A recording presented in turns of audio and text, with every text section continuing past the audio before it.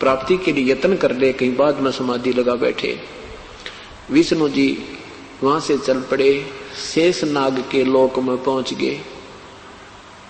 अब शेष नाग ने देखा कि तेरी जुरिडिक्शन में और तेरी परमिशन के बिना ये कौन आदमी आ रहा है बेधड़क होकर। तेरी जुरिडिक्शन में तो चिड़िया भी पैर नहीं लगा मार सकती, पर नहीं लगा सकती, यानी अपनी अपनी शक्ति में सभी यहाँ इस काल के लोक में आंडी पाके बैठे हैं। अपने से बड़ा कोई नहीं मानता किसी ने, और अपनी जुरिडिक्शन सीमाएं बांट रखी है। न कुत्ते ने अपनी बांट रखी है, राजा ने अपनी बांट रखी है, जोटे ने अपनी बांट रखी है।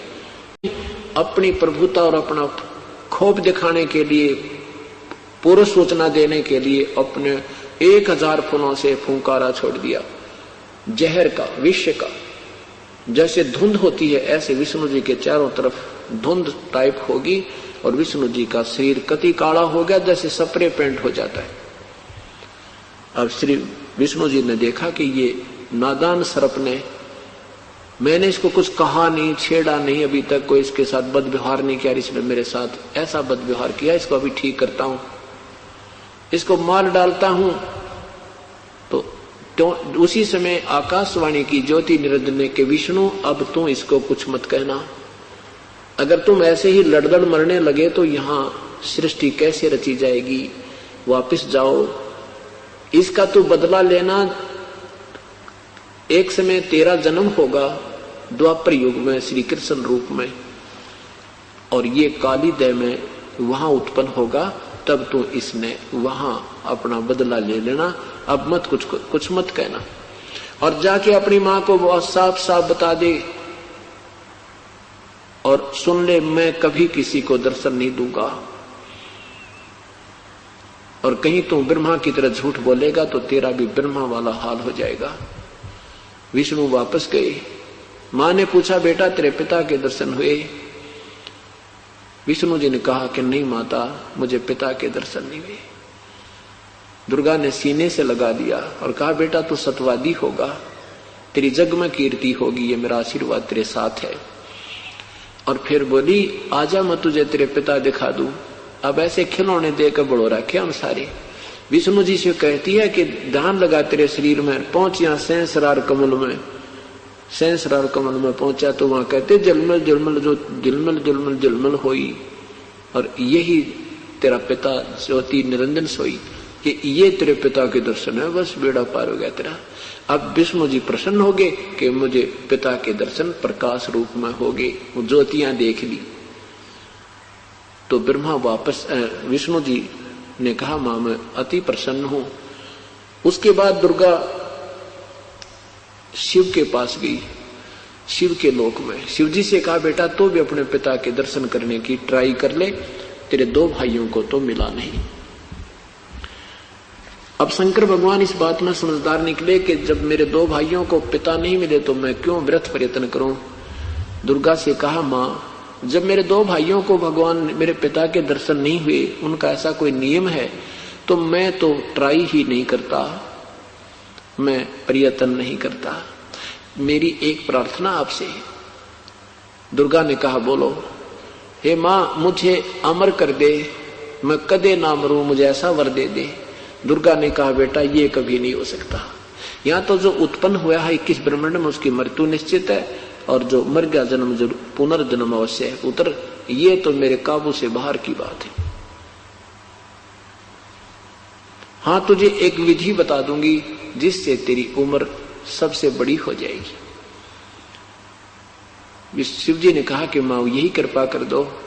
तब दुर्गा ने कहा, बेटा अपने श्वासों की प्रक्रिया को कम करो, तुम्हारा शरीर श्वासों से निर्धारित होता है, श्वास कम से कम लो, ज्यादातर मेडिटेशन ध्यान करके प्राणायाम करके सूक्ष्म श्वास बना लो, श्वास कम लिया करो, अपने 10वें द्वार के पास अपने श्वासों को रोक लिया करो, ऐसा अभ्यास करो जिससे तेरी उम्र बड़ी हो जाएगी। तो ये हम देखते हैं कि भगवान शिव जी ज्यादातर समाधिस्थ ही रहते हैं। इस कारण से 7 ब्रह्मा की मृत्यु के उपरांत एक विष्णु जी की मृत्यु है, और 7 विष्णु की मृत्यु के उपरांत एक शिव की मृत्यु है। ब्रह्मा जी की आयु का कल आपको प्रमाण दिया था, कितनी लंबी चौड़ी उम्र है, 8 चतुर्युग का दिन, इतनी ही रात्रि हम, और फिर 30 दिन का महीना, 12 महीने का एक वर्ष, 100 वर्ष की आयु ब्रह्मा की, और उससे 7 गुना विष्णु की, और विष्णु जी से 7 गुना शिव की। परमात्मा कहते हैं एती उम्र बुलंद मरेगा अंतरे, इतनी लंबी भी उम्र होगी तो भी मरे पार पड़ेगी, क्योंकि किस ब्रह्मांड में कोई जीव स्थायी नहीं है, वो स्थिर नहीं है, अविनाशी नहीं रह सकता। तो भगवान शिव जी इसी बात से प्रसन्न हुए और अपनी साधना करने, उसी तरह रहने को स्वीकार किया। अब उधर से ज्योति निरंजन ने कहा कि दुर्गा तूने इनको श्राप नहीं देना था, अब मैं तुझे श्राप देता हूं, द्वापर युग में तू पार्वती होगी और तेरे 5 पति होंगे। दुर्गा ने कहा कि ज्योति निरंजन, मैंने अपने पैर पे आपको आड़ा मार रखा है, हम तेरे वश हो गए हैं, हमने अपना पति छोड़ दिया, अपना कुल मालिक छोड़ दिया, अब तू कितने नाच नचा ले, मुझे नाचना पड़ेगा। एक तरफ से तो कहता है कि तू कंट्रोल कर 21 ब्रह्मांड को, और बच्चों ने गलती की, मैंने जरा सी सजा दे दी तो तूने ऊपर से मुझे वो सजा दी, तू जो कहेगा वैसे मुझे करना ही पड़ेगा।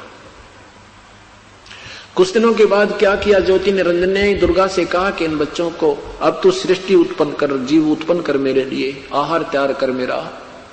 दुर्गा ने तीनों से कहा बेटा तुम मेरे से शादी करके पुत्र उत्पत्ति करो, बच्चे उत्पन्न करो। तीनों देवताओं ने कहा हे माता ऐसा पाप। तब दुर्गा ने कहा बेटा मैं तो तुम्हें देखना चाहती थी, तुम वैसे इतने बड़े लंबे हो गए हो, कुछ थोड़ा बहुत विवेक भी रखते हो, तुम्हारे अंदर कोई शिष्टाचार भी आया है कि नहीं। ठीक है पुत्रो जाओ तुम सागर मंथन करो, वहां से तुम्हें जो वस्तु मिले एक एक न्यारी नारी लेकर आना। सागर मंथन के लिए गए। दुर्गा ने स्वयं ही अपने 3 रूप और बनाए, अपनी सिद्धि शक्ति तय, और सागर में छुप गई। सागर मंथन किया तो 3 बार में 3 स्त्रियों के रूप में बाहर आई, और चौथे रूप में मां के रूप में विराजमान रही। पुण्यात्माओं जब आप इस तत्व आध्यात्मिक ज्ञान से परिचित हो जाओगे तभी यह समझ में आएगा। अभी तक तो हम ये अभी हीट एंड ट्रायल मेथड पर आधारित हैं। अब तक तो हम सामने देख लेते हैं, हमें अच्छा लगता तो स्वीकार कर देते हैं, नहीं तो कहते नहीं ऐसा नहीं हो सकता। परमात्मा के मार्ग में कोई असंभव चीज नहीं होती। ये सोचना कि ऐसा नहीं हो सकता, ये अपनी अल्प बुद्धि का ही प्रमाण और विचार विमर्श होता है। उधर से 3 रूपों में दुर्गा बाहर आई, 3 युवा लड़कियों के रूप में। तीनों के तीनों और तीनों लड़कियां साथ आकर के मां के पास उपस्थित हुई। दुर्गा ने पूछा कि पहले नंबर पे कौन निकली थी। उन्होंने बताया कि ये 1 नंबर पे निकली थी। उसका नाम सावित्री रख दिया, ब्रह्मा से उसकी शादी कर दी कि ये तेरी पत्नी है। दूसरी का नाम लक्ष्मी रखा, वो विष्णु जी से ब्याह दी, और तीसरी का नाम उमा रखा, वो शंकर जी से शादी कर दी। और तीनों की शादी करके कहा बेटा जाओ अपने अपने लोक में और सृष्टि रचना प्रारंभ करो।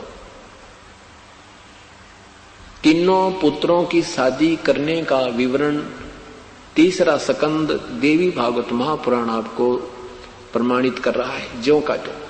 और ये पुराण और वेद तो दास ने अभी देखे हैं 2 वर्ष पूर्व। इससे पहले ये सृष्टि रचना दास आपको कम से कम सन 94 से सुनाता आ रहा है।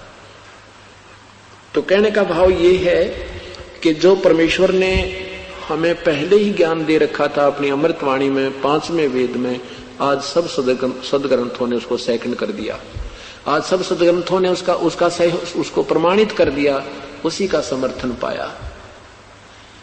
इससे सिद्ध है कि जो परमेश्वर ने हमें ज्ञान बताया था वो सिंपल लैंग्वेज में वो सत्य है, जो कि इन अज्ञानी संतों और महंतों ऋषियों ने महर्षियों ने उसको गलत सिद्ध कर रखा था।